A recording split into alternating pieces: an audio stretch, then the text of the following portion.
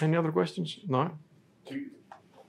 So you said obviously you set up yourself with regards to your rules before taking the trade. Mm. Do you ever do anything for your personal self to set yourself up to take the trade? Or is it just a matter of having your rules set, knowing where you want to get out and in? That's a good question. Practicing. I think that's the best way so you can desensitize yourself. Because yes, you may have the rules which take a lot of the doubt, but if you take 2 or 3 losing trades, then you might say, oh, I don't want to be taking the next one. So, if you do this often enough on a safe environment, then you will be more prone to following your trading plan.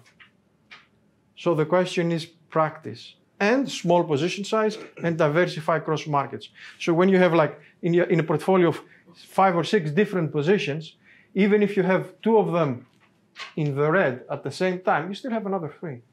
You can live to fight another day. But before getting to that, practice, practice, practice, practice. So your portfolio hedges itself out? Yeah, by and large, one position offsets the others. So again, I mentioned this during the. So what the idea? I mean, your end goal is to have a portfolio of strategies, not just one super strategy, applied across a small basket of liquid markets.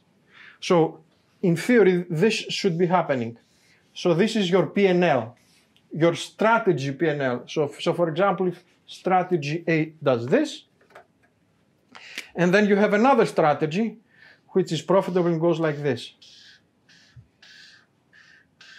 So both are up, but the one wins when the other one loses, and likewise. So they provide a smoother equity curve. You still lose, but it's one offsets the other one. It's the basic principle of diversification. So that's I think that's the your end goal. Have a basket of strategies applied across a basket of markets with small position sizing.